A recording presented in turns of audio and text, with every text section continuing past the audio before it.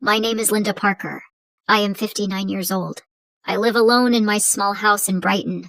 My husband died 8 years ago. I have only one son. His name is Daniel. Daniel went to Canada many years ago. Now he lives there with his wife and 2 children. He has a good life. He has a big house and a good job. He is happy. But I live here alone. Every day I wake up early. I clean the house. I cook food for myself.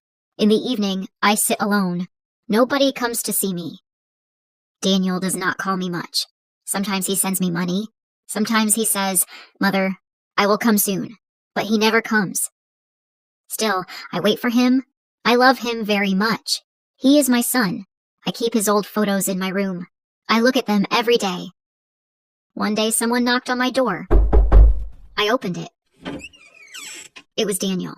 I was very surprised. I said, "Daniel, you really came?" He smiled. He looked happy. I hugged him. My eyes were full of tears. He came inside. I made tea for him. We sat and talked. I asked, "How is Sarah? How are the children?"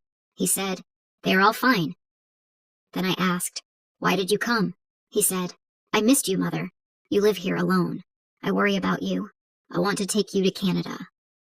I was quiet. He looked at me and said, "You are getting old. It is not safe here. You should come with me. You will be happy there." I said slowly, "But this is my home. I was born here. I got married here. Your father lived here. I cannot leave this house."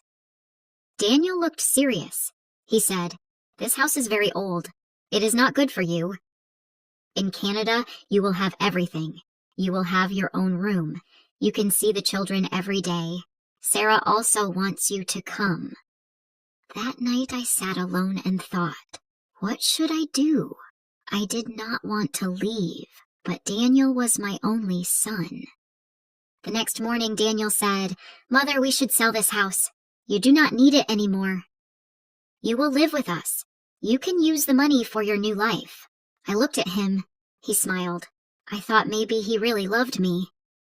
So I said, "Yes." I sold my house. Daniel took all the money. I packed my bag. We went to the airport together. I was sad, but I was also happy. I thought, I will be with my son now. At the airport, Daniel said, "Mother, wait here. I will bring a wheelchair." "The way is too long. You cannot walk so far." "I will be back in 5 minutes," I said. "Okay." I sat on a chair. 10 minutes passed. Daniel did not come back. I thought maybe the line was long. I waited. 30 minutes passed. Still, he did not come. I felt scared. I looked at the big door again and again, but Daniel was gone. Now it had been 45 minutes. I was still sitting there. I looked at every face, but none was my son. I told myself, Daniel cannot leave me. He is my son. 1 hour passed. My heart began to beat fast. Just then, a police officer saw me. He walked toward me and said, "Ma'am, are you waiting for someone?" I said, "Yes, my son. He is bringing a wheelchair for me. We are going to Canada." The officer asked, "Do you have his photo?" I took out Daniel's picture from my bag. I also showed my ticket. The officer nodded. He said, "Please wait here. I will check inside." I said, "Thank you." I waited again. After a long time, the officer came back. His face was serious. He sat next to me. He said softly, "Ma'am, I am sorry. Your son has boarded the flight. He has gone. The plane has already taken off. He did not take a wheelchair. He went alone." I froze. My heart stopped for a moment. I said very slowly, "No, that is not true. My son Daniel loves me. He said he will take me with him." The officer said, "I saw everything. He gave his passport. He entered a plane alone." Tears came to my eyes. My heart broke. I cried and cried. The officer's eyes also became wet. He said, "Some people forget their hearts. I am sorry, ma'am." I whispered, "My name is Linda Parker." The officer said, "My name is Robert Miller. I am a police officer here. You remind me of my mother. She died 5 years ago. When I look at you, I remember her." Then he said, "Please come with me. You cannot sit here. You will get sick. Come to my house.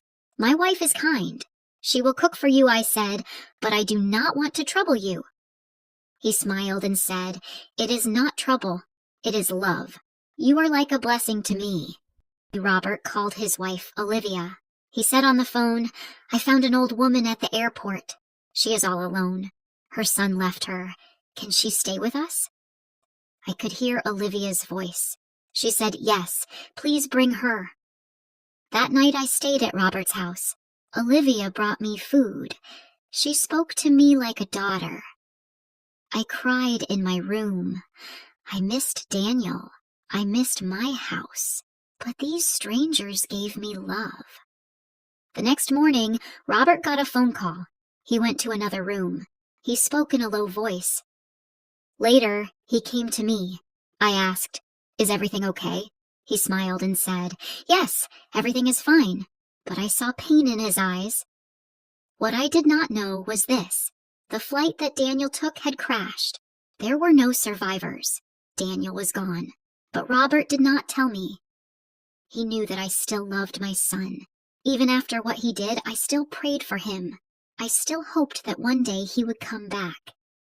The days passed slowly. I stayed with Robert and Olivia. Robert took care of everything. He helped me go to the doctor. He bought my medicine. He treated me like his mother. His wife gave me respect. Their home became my home. Their family became my family. I only prayed. I prayed for Daniel's soul. I prayed for the children he left behind. I prayed that no mother feels what I felt at the airport. One day Robert asked, Do you ever think about going back to that house? I looked at him and said, I already lost that house, but I found a new home here. Daniel was gone, but I got the son I truly deserved. I feel grateful. What would you do if you were in Linda's place? Tell me in the comments below. If you liked this story, please like, comment, share, and subscribe.